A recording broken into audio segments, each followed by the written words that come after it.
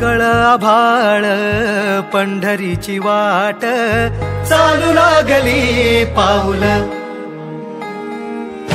नाम गोड ओठी माऊली माऊली अंतरी भेटीची चाहुल मोकळ आभाळ